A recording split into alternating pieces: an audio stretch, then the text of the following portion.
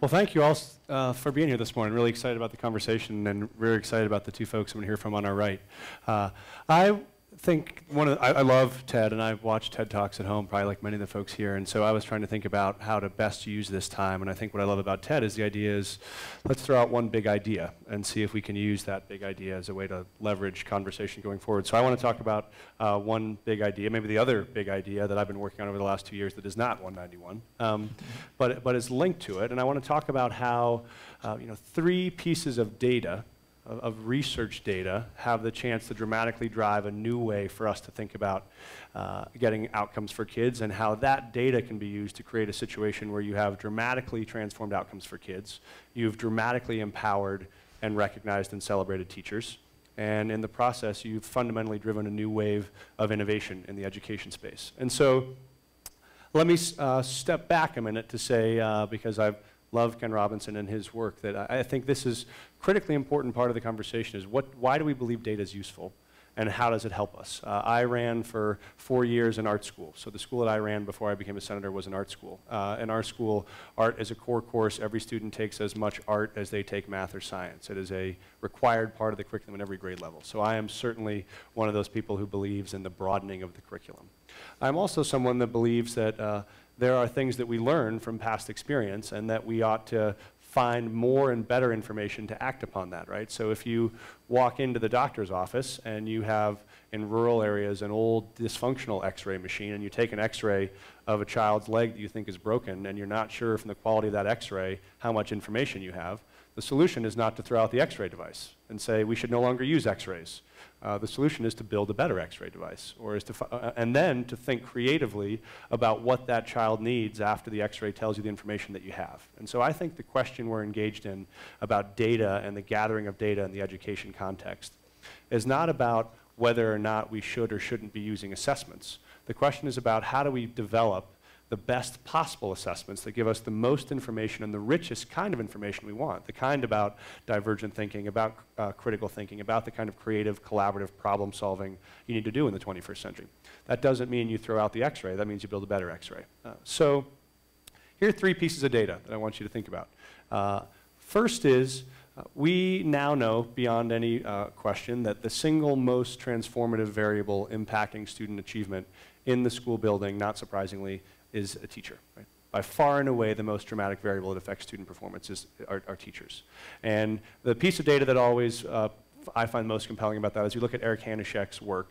He has done some pretty significant look at teacher effectiveness. And if you think about what it takes to dramatically improve outcomes for kids in this country, you look at America's competition with the world. What his data suggests is that if you, and there are 2 important options here, if you, one, either removed the lowest 5% of ineffective teachers, or if you dramatically improved that 5% so that they were performing in the middle of the range of effective teachers, that act alone, not class size reduction, not increased funding, not a computer for every child in the country, that act alone makes America outperform Singapore in international assessments. Use that as an example just to say that the reason why we care so much and talk so much about teachers is not because they are the problem, it's because they are the solution. Right? They are the only tool powerful enough to get us dramatically different outcomes. Data point 1. Data point 2 is about 10 years ago, there was, like in many parts of the country, in Oakland, there was a move to reduce class size. So they made a significant class size reduction, and one of the things that's an unforeseen consequence of class size reduction is you suddenly need a lot more teachers, right? Because there are now far more classes with fewer kids in them. And so Oakland was in this situation where they had to suddenly find, on a short term, a lot more teachers than they had already. And so they hired a number of teachers that were credentialed through formal process and had master's degrees. They had a number of teachers who came through alternative licensure programs. And then they had a batch of teachers that were emergency licensed. These were people that had pulses and no criminal records. And here is the amazing, and then they gathered data on how those teachers performed and what kind of impact those teachers had on students. Here's the amazing thing that they found. First group of students, or first group of teachers, most formally credentialed, most formally trained, have a basic bell curve of effectiveness. Some highly effective, some not effective at all, a lot in the middle. Second group of teachers coming through alternative licensure, less training, but maybe other skills, same bell curve. Some highly effective, some ineffective, a lot in the middle. Third population of folks, pulse and no criminal record, a basic bell curve. Some highly effective, some ineffective, a lot in the middle. Now, what's the good news behind this graph? The good news behind this graph is in all three of these pools, you actually have highly effective teachers we've brought into the classroom who are having a dramatic impact on kids. The other outcome of that is that the current mechanisms we're using for screening those candidates do not seem to be effective, which is none of those three paths seem to be highly predictive of a more effective category of teacher than the other. So, third set of data.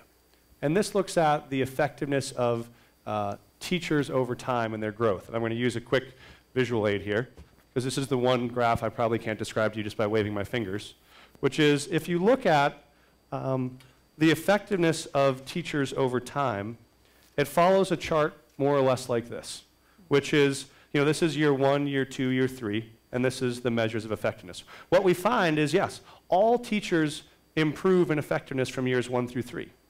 We also find that most teachers plateau in general around year 3 in terms of their effectiveness. This, again, also not a bad thing, because teachers that are great are phenomenal by the time that they're plateauing. So that's a natural curve. What is more interesting about this is to see that in many ways, the slope of these two lines are constant, which is to say your least effective teachers, they are improving from years 1 to year 3, but they are not improving at a rate in which they are going to catch the slope of this line. Another way of saying that is, what happens often in schools, at the end of year 1, you go to evaluate this teacher and you think, wow, she's made significant growth from where she started to where she is now. At the end of year 2, you see the same thing. But the belief is that at some point, this graph is going to change, the slope of this graph is going to change and catch this line, and that's not the case. What this means is, we actually could have much more reliable information much earlier about the performance of educators, because the gap between those two lines is evident at year 3, it's evident at year 2, it's evident at year 1. It's evident probably 6 weeks in.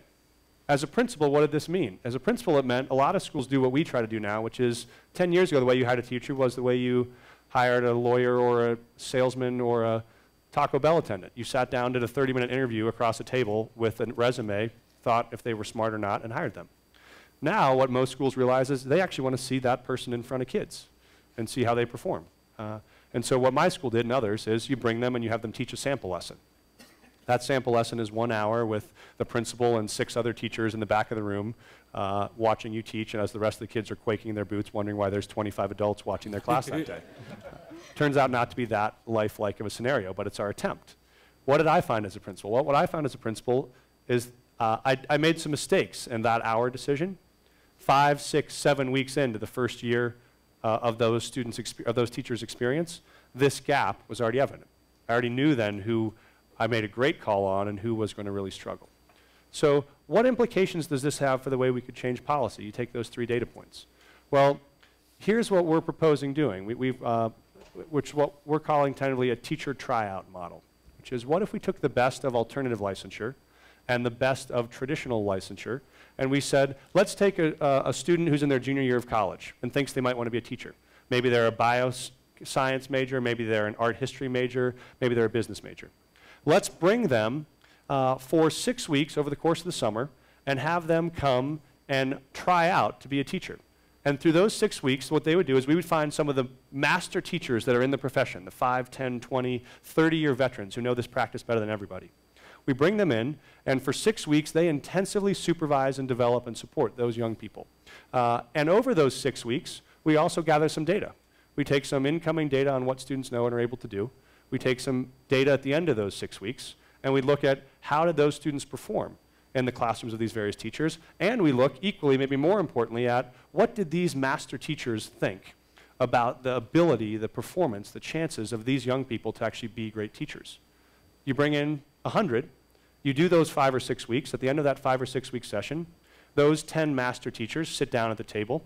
They look at the data, all these young people's classrooms. They look at their qualitative analysis and their observations, and they say, out of these 100 candidates that came, we think these 50 or 40 or 60 passed the bar and they should be teachers.